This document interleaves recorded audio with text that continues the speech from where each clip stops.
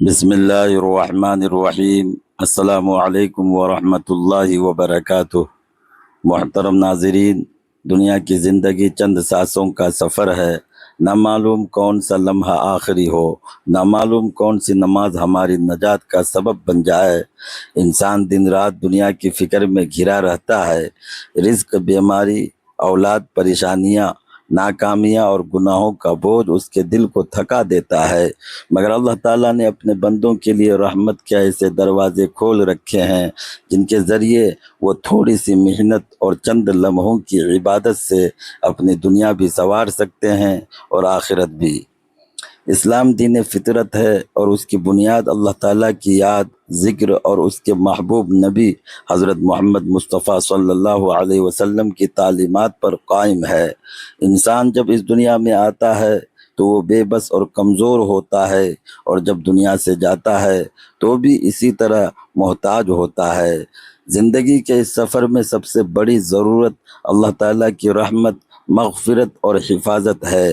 یہی وجہ ہے کہ قرآن پاک اور احادیث مبارکہ میں ایسے اذکار اور کلمات کی بے شمار فضیلتیں بیان کی گئی ہیں جو انسان کو دنیا اور آخرت دونوں میں کامیابی عطا کرتے ہیں۔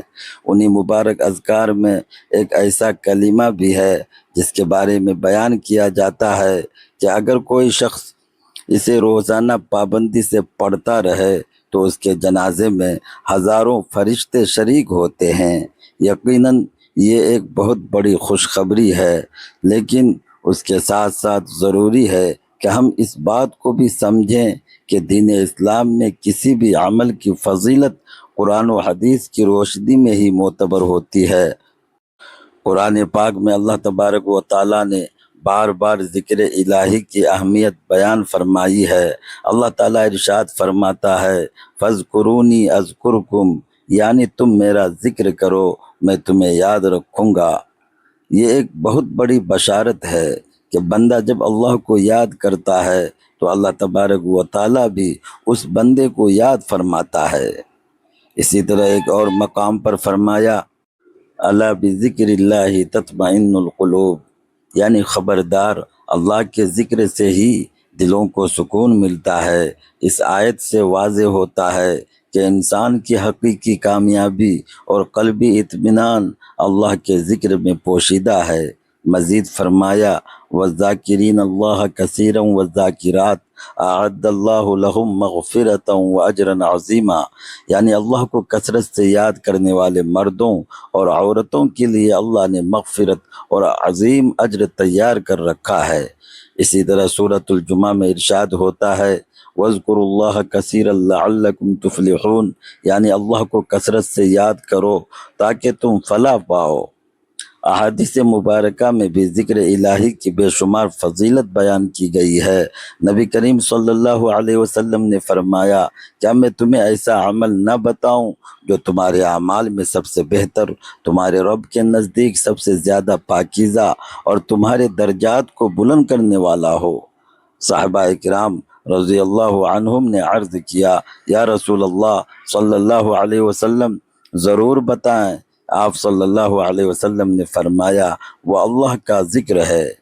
ایک اور حدیث میں آپ صلی اللہ علیہ وسلم نے فرمایا، جو شخص سبحان اللہ، الحمدللہ، لا الہ الا اللہ اور اللہ اکبر کہتا ہے، اس کے گناہ معاف کر دیے جاتے ہیں، اگرچہ وہ سمندر کے جھاگ کے برابر ہو۔ اسی طرح ایک حدیث میں آتا ہے کہ رسول اللہ صلی اللہ علیہ وسلم نے فرمایا، جو شخص دن میں 100 مرتبہ لا الہ الا اللہ وحدہ لا شریک لہ پڑھتا ہے، اس کے لیے 10 آزاد غلاموں کو آزاد کرنے کے برابر ثواب لکھا جاتا ہے، 100 نیکیاں لکھی جاتی ہے اور 100 گناہ مٹا دیے جاتے ہیں۔ ایک اور حدیث میں نبی کریم صلی اللہ علیہ وسلم نے فرمایا، جو شخص اللہ کا ذکر کرتا ہے اور جو نہیں کرتا، ان کی مثال زندہ اور مردہ کی طرح ہے۔ یہ تمام آیات اور احادیث اس بات کی واضح دلیل ہیں کہ ذکر الہی انسان کے لیے دنیا و آخرت کی کامیابی کا ذریعہ ہے، لیکن جہاں تک اس خاص کلمے کے بارے میں بیان کی گئی فضیلت کا تعلق ہے، جیسا کہ جنازے میں 70,000 فرشتوں کی شرکت، تمام قضا نمازوں کی معافی، جہنم کا حرام ہو جانا وغیرہ، تو ایسی مخصوص اور بڑی بڑی فضیلتوں کے لیے مستند اور صحیح حدیث کا ہونا ضروری ہے۔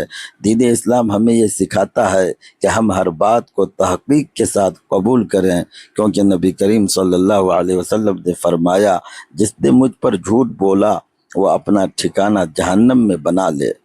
اس لیے ہمیں چاہیے کہ ہم کسی بھی وظیفے یا کلمے کو بیان کرتے وقت احتیاط سے کام لیں اور صرف وہی بات آگے پہنچائیں جو مستند ہو۔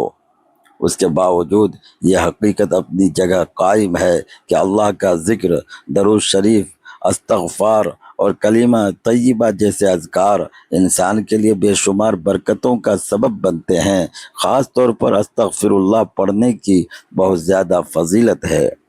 قرآن پاک میں اللہ تعالیٰ نے فرمایا، وَاسْتَغْفِرُوا رَبَّكُمْ إِنَّهُ كَانَ غَفَّارًا، یعنی اپنے رب سے معافی مانگو، بے شک وہ بہت زیادہ معاف کرنے والا ہے۔ اس کے نتیجے میں بارش، رزق اور اولاد میں برکت عطا ہوتی ہے۔ اسی طرح درود شریف کے بارے میں آتا ہے کہ جو شخص ایک مرتبہ درود بھیجتا ہے، اللہ تعالیٰ اس پر 10 رحمتیں نازل فرماتا ہے۔ ایک مسلمان کے لیے بہترین راستہ یہ ہے کہ وہ قرآن و سنت سے ثابت اذکار کو اپنی زندگی کا حصہ بنائے۔ صبح شام کے اذکار، نماز کے بعد کی تسبیحات، سونے سے پہلے کی دعائیں اور ہر وقت زبان پر جاری رہنے والا ذکر انسان کے لیے ایک مضبوط روحانی ڈھال بن جاتا ہے۔ جب بندہ اللہ کو یاد کرتا ہے تو اللہ تعالیٰ اس کے مشکلات کو آسان فرما دیتا ہے، اس کے گناہوں کو معاف فرماتا ہے، اس کے درجات کو بلند کرتا ہے اور اسے دنیا و آخرت کی کامیابی عطا فرماتا ہے۔ محترم ناظرین، ایک بار آپ صلی اللہ علیہ وسلم نے دیکھا کہ حضرت جبرائیل کچھ پریشان ہیں۔ آپ صلی اللہ علیہ وسلم نے فرمایا، جبرائیل کیا معاملہ ہے؟ آج میں آپ کو غم زدہ دیکھ رہا ہوں۔ جبرائیل نے عرض کی، اے محبوب، کل میں اللہ کے حکم سے جہنم کا نظارہ دیکھ کر آیا ہوں۔ اس کو دیکھنے سے مجھ پر غم کے آثار نمودار ہوئے ہیں۔ نبی کریم صلی اللہ علیہ وسلم نے فرمایا، جبرائیل، مجھے بھی جہنم کے حالات بتاؤ۔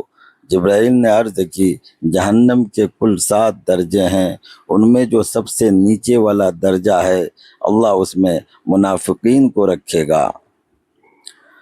اس سے اوپر والے 6 درجے میں اللہ تبارک و تعالیٰ مشرک لوگوں کو ڈالیں گے۔ اس سے اوپر 5ویں درجے میں اللہ تعالیٰ سورج اور چاند کی پرستش کرنے والوں کو ڈالیں گے۔ 4تھے درجے میں اللہ تبارک و تعالیٰ آتش پرستوں کو ڈالیں گے۔ 3رے درجے میں اللہ پاک یہود کو ڈالیں گے۔ 2 درجے میں اللہ تعالیٰ عیسائی کو ڈالیں گے۔ یہ کہہ کر حضرت جبرائیل علیہ السلام خاموش ہو گئے تو نبی کریم صلی اللہ علیہ وسلم نے پوچھا، جبرائیل، آپ خاموش کیوں ہو گئے؟ مجھے بتاؤ کہ پہلے درجے میں کون ہوگا؟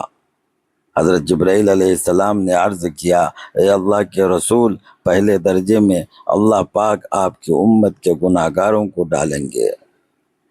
جب نبی کریم صلی اللہ علیہ وسلم نے یہ سنا کہ میری امت کو بھی جہنم میں ڈالا جائے گا تو آپ انتہائی غمگین ہو گئے اور آپ نے اللہ کے حضور دعا کرنا شروع کی۔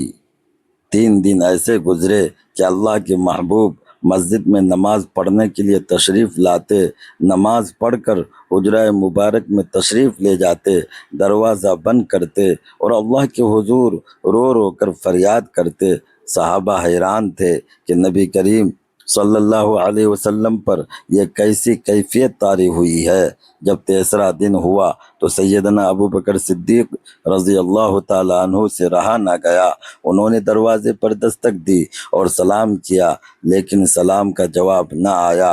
وہ روتے ہوئے سیدنا عمر رضی اللہ تعالیٰ عنہ کے پاس آئے اور فرمایا، میں نے سلام کیا لیکن جواب نہ پایا، لہٰذا آپ جائیں، ہو سکتا ہے کہ آپ کو سلام کا جواب مل جائے۔ آپ گئے تو 3 بار سلام کیا لیکن جواب نہ آیا۔ حضرت عمر نے سلمان فارسی کو بھیجا لیکن پھر بھی سلام کا جواب نہ ملا۔ سیدنا سلمان فارسی نے واقعہ کا تذکرہ حضرت علی کرم اللہ وجہہ سے کیا۔ انہوں نے سوچا کہ جب اتنی عظیم شخصیات کو سلام کا جواب نہ ملا تو مجھے بھی خود نہیں جانا چاہیے، بلکہ مجھے ان کی نور نظر بیٹی حضرت فاطمۃ الزہرا رضی اللہ عنہا کو اندر بھیجنا چاہیے۔ لہذا انہوں نے سیدہ فاطمہ کو سب احوال بتا دیا۔ وہ حجرے کے دروازے پر آئی اور کہا، ابو جان السلام علیکم۔ بیٹی کی آواز سن کر محبوب کائنات اٹھے، دروازہ کھولا اور سلام کا جواب دیا۔ ابو جان، آپ پر کیا کیفیت ہے کہ 3 دن سے آپ یہاں تشریف فرما ہیں؟ نبی کریم صلی اللہ علیہ وآلہ وسلم نے فرمایا، جبرائیل نے مجھے آگاہ کیا کہ میری امت بھی جہنم میں جائے گی۔ فاطمہ بیٹی، مجھے اپنی امت کے گناہ گاروں کا غم کھائے جا رہا ہے، اور میں اپنے مالک سے دعا کر رہا ہوں کہ اللہ ان کو معاف کرے اور جہنم سے بری کرے۔ یہ کہہ کر آپ پھر سجدے میں چلے گئے اور رونا شروع کیا، یا اللہ میری امت، یا اللہ میری امت کے گناہ گاروں پر رحم کر ان کو جہنم سے آزاد کر دے۔ اتنے میں حکم آیا، اے میرے محبوب، غم نہ کرو، میں تم کو اتنا عطا کروں گا کہ آپ راضی ہو جاؤ گے۔ آپ خوشی سے کھل اٹھے اور فرمایا، لوگو، اللہ نے مجھ سے وعدہ کر لیا ہے کہ وہ روز قیامت مجھے میری امت کے معاملے میں خوب راضی کریں گے، اور میں اس وقت تک راضی نہیں ہوں گا جب تک میرا آخری امتی بھی جنت میں نہ چلا جائے۔ محترم ناظرین، یہ کلمہ پڑھنے سے اللہ تبارک و تعالیٰ اس کے تمام گناہ معاف کر دیتا ہے، اس سے بندہ گناہ گار نہیں رہتا اور قبر کا عذاب ٹل جاتا ہے۔ یہ کلمہ پڑھنے سے اس کی مغفرت کے لیے ہزاروں فرشتے زمین پر اتر آتے ہیں اور ان کے لیے رحمت کی دعائیں کرتے ہیں۔ فرمایا کہ جب بندہ اس کلمے کو پڑھتا ہے تو اللہ کی رضا کے قریب پہنچ جاتا ہے۔ حضرت اسرائیل علیہ السلام کی طرف سے نرمی کا عالم ہوگا، اور آپ کی روح کو اتنی نرمی سے قبض کریں گے کہ کوئی تکلیف نہیں ہوگی، بلکہ جیسے ایک نرم ہوا آپ کے جسم کو چھو رہی ہو۔ یہ کلمہ پڑھ کر آپ نے اللہ کی رضا حاصل کرنی ہے۔ یہ کلمہ آپ کے ساتھ قبر میں نور کی طرح ہوگا۔ جب آپ قبر میں پہنچیں گے تو یہ نور آپ کے ساتھ رہے گا۔ آپ کی قبر جنت کے باغات کی طرح روشن کر دی جائے گی، اور قیامت تک آپ کے ساتھ اس کی روشنی رہے گی۔ یہ کلمہ آپ کی آخرت کو بہتر بنانے کا ذریعہ ہے، اور جب آپ قیامت کے دن اللہ تبارک و تعالیٰ کی بارگاہ میں پیش ہوں گے تو یہ کلمہ آپ کے لیے شفاعت کرے گا۔ اللہ تبارک و تعالیٰ آپ کو جنت کی نعمتیں عطا فرمائے گا۔ محترم ناظرین، ایک مرتبہ امیر المؤمنین حضرت علی رضی اللہ عنہ مسجد میں تشریف فرما تھے۔ ایک شخص آیا، اس کے چہرے پر خوف، پریشانی اور بے چینی نمایاں تھی۔ اس نے آتے ہی کہا، امیر المؤمنین، میں نے بہت گناہ کیے ہیں، میرا دل سخت ہو چکا ہے، میری آنکھوں سے آنسو خشک ہو چکے ہیں، مجھے نہ سکون ملتا ہے نہ خوشی۔ میں توبہ کرنا چاہتا ہوں مگر دل نہیں مانتا، آنکھیں نہیں روتی اور سجدہ نہیں ہوتا۔ اے امیر المؤمنین، کیا اللہ تبارک و تعالیٰ میرے جیسے گناہ گار کو معاف کرے گا؟ حضرت علی رضی اللہ تعالیٰ عنہ نے نرمی سے اس کی طرف دیکھا اور فرمایا، اے بندہ خدا، تجھے کس نے کہا کہ اللہ تجھ سے ناراض ہے؟ کیا تو نے اس رب کو پہچانا نہیں جو بندے کے سجدے سے پہلے اس کے آنسو کو دیکھتا ہے؟ تو اس کے در کا سوالی ہے، اور وہ رب کبھی اپنے در کے سوالی کو خالی نہیں لوٹاتا۔ پھر حضرت علی رضی اللہ تعالیٰ عنہ نے فرمایا، میں تمہیں نبی کریم صلی اللہ علیہ وآلہ وسلم کی ایک بات سناتا ہوں۔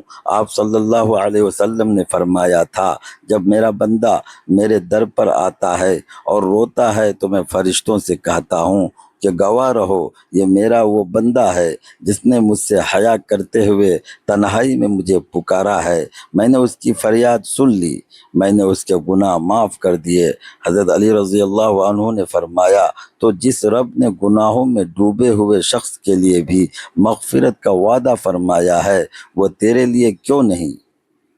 تو پستا رہا ہے، تو خوف زدہ ہے، تو اس کی رحمت کا امیدوار ہے، تو سن، تیرے پچھتاوے ہی نے اللہ کا دروازہ کھٹکھٹا دیا ہے، بس اب دیر نہ کر، وضو کر اور 2 رکعت ندامت کی نماز پڑھ اور سچے دل سے کہہ دے، یا اللہ میں تیرے سوا کسی کا نہیں، میں نے اپنی جان پر ظلم کیا مگر تو رحیم ہے، میں لوٹ آیا ہوں، مجھے اپنا بنا لے۔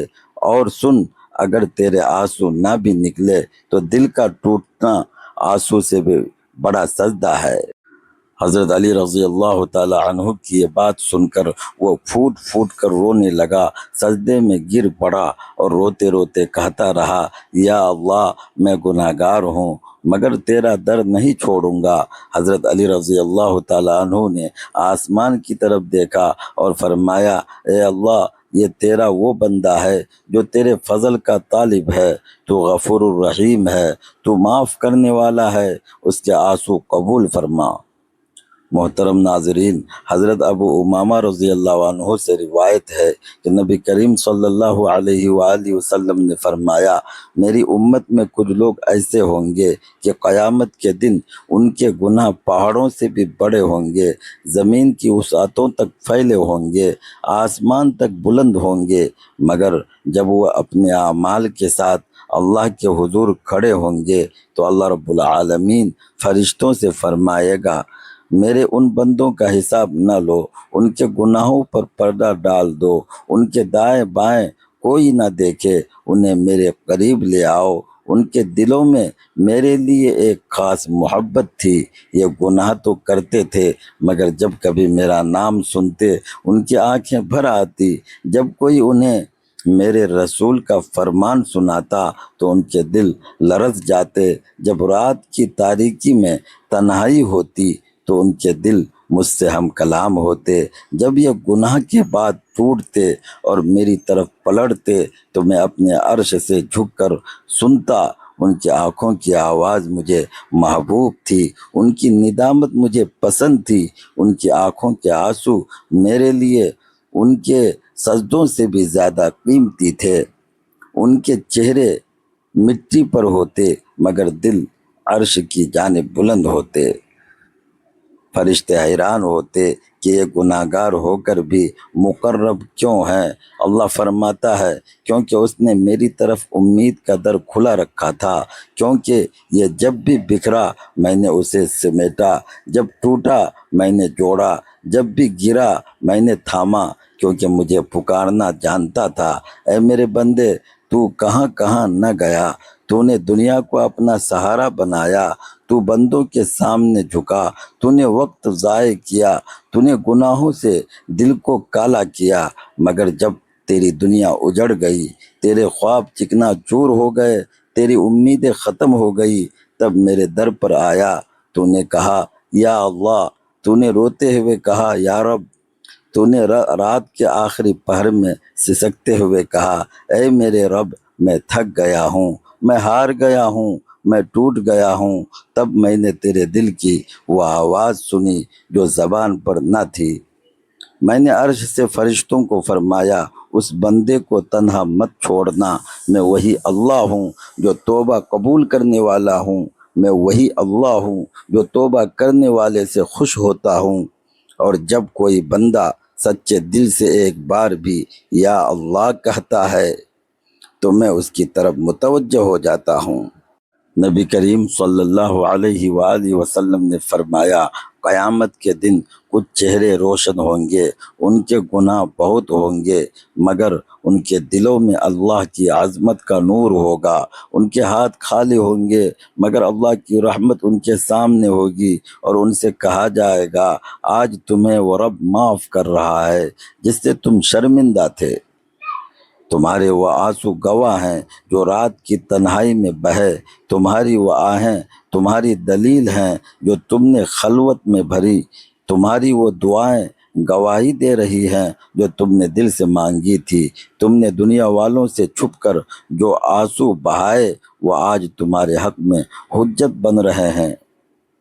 پھر نبی کریم صلی اللہ علیہ وآلہ وسلم نے فرمایا، اللہ تبارک و تعالیٰ فرماتا ہے کہ اے انسان، اگر تو زمین بھر کر گناہ کر لے پھر میرے سامنے آ جائے اور میری رحمت سے مایوس نہ ہو تو میں تجھے زمین بھر کر مغفرت عطا کروں گا۔ میں وہ اللہ ہوں جو دلوں کے حال جانتا ہوں، میں وہ اللہ ہوں جس کے خزانوں میں کمی نہیں ہے، میں وہ ہوں جس کے در پر کوئی خالی نہیں جاتا۔ میں نے تجھے پیدا کیا تاکہ تو میرے قریب ہو جائے، میں نے تجھے عقل دی تاکہ تو مجھے پہچان سکے، میں نے تجھے آزمائش دی تاکہ تو میرے در پر آ جائے۔ اے میرے بندے، تو 1000 بار بھی پلٹ، میں تیرے لیے ہوں، میں تجھے ہر بار معاف کرنے والا ہوں۔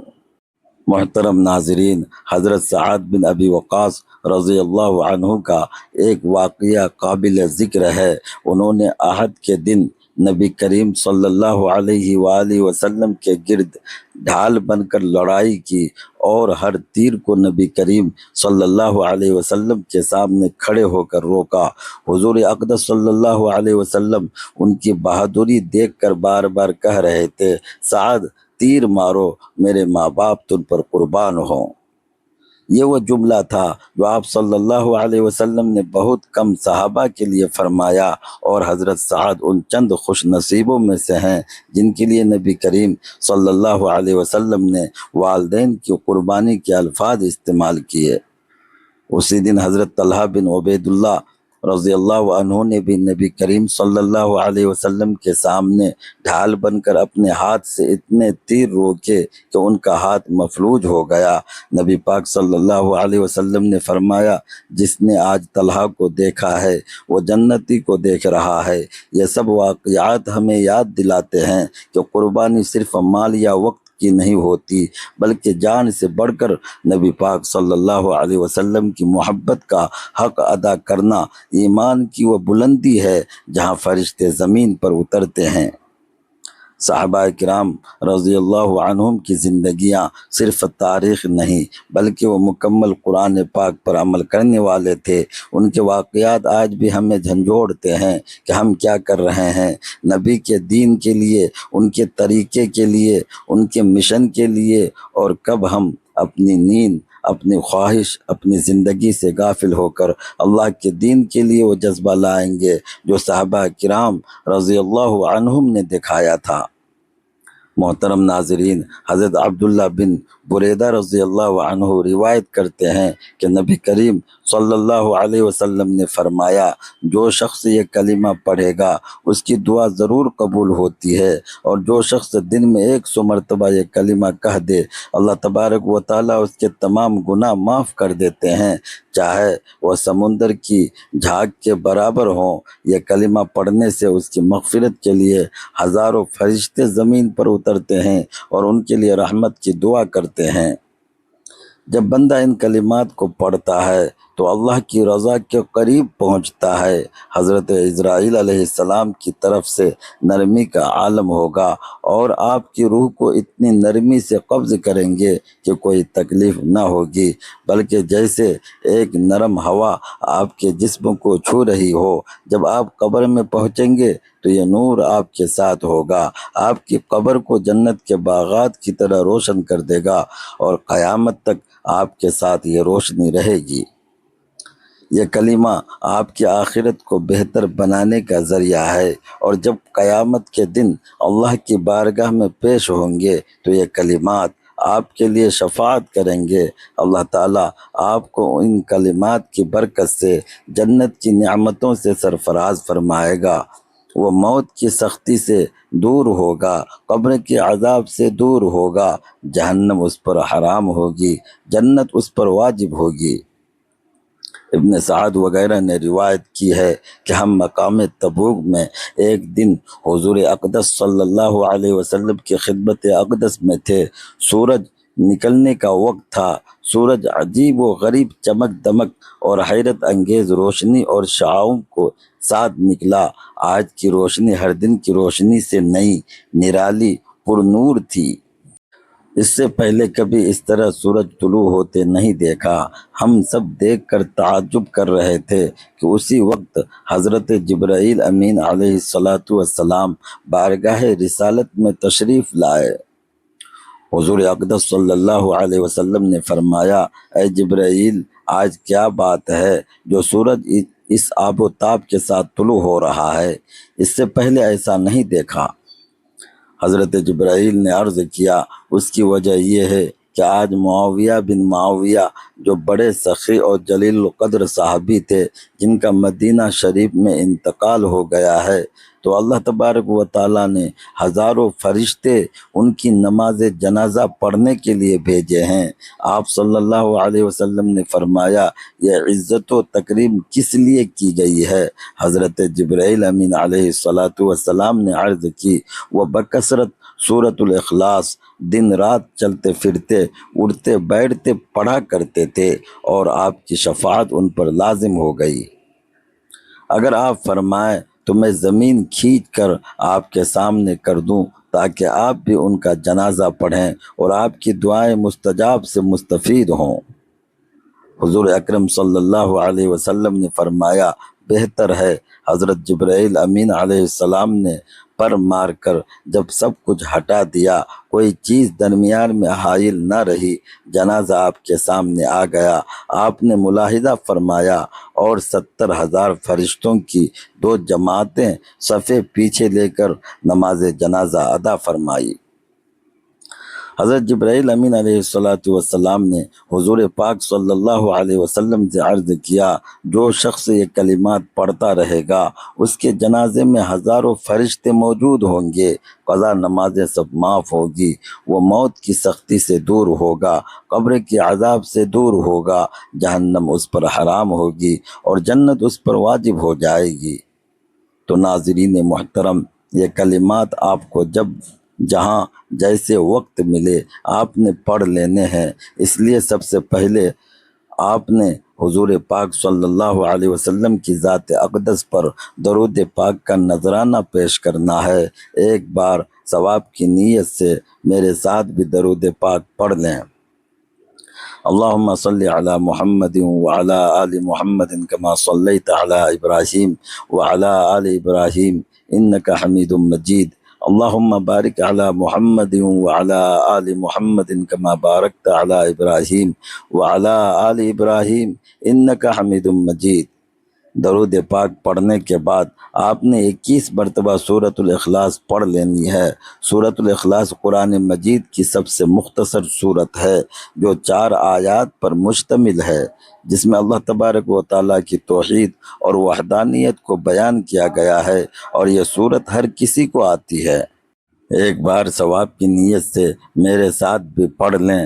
بسم اللہ الرحمن الرحیم، قل هو اللہ احد اللہ الصمد لم یلد ولم یولد ولم یکن له کفوا احد۔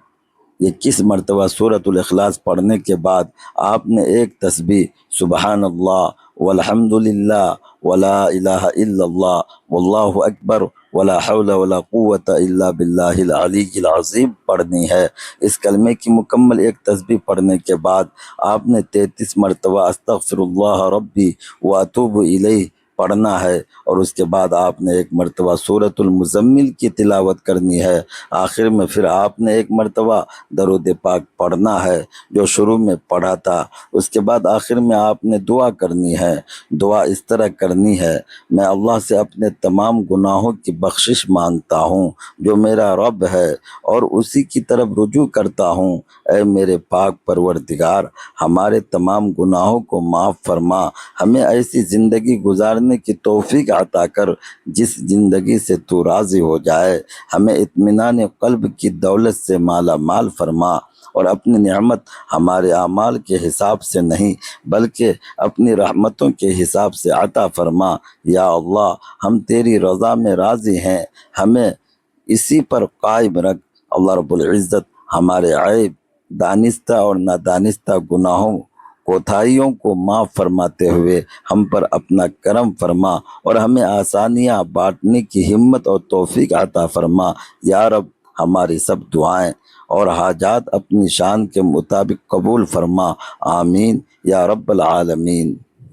ناظرین، آخر میں یہ بات سمجھنا بہت ضروری ہے کہ دین میں اصل کامیابی اخلاص اور عمل میں ہے۔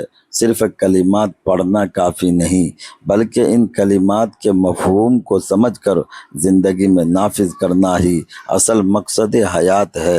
اللہ ہمیں اس پر عمل کی توفیق عطا فرمائے۔ ناظرین، ویڈیو آپ کو پسند آئی ہو اور اس سے کچھ سیکھنے کو ملا ہو تو براہ کرم ویڈیو کو لائک کریں، اپنے دوستوں اور اہل خانہ کے ساتھ شیئر کریں، اور ایسے ہی مزید اسلامی ویڈیوز کے لیے ہمارے چینل کو سبسکرائب کریں۔ اللہ تعالیٰ آپ کو جزائے خیر عطا فرمائے، آمین۔ والسلام علیکم ورحمۃ اللہ وبرکاتہ۔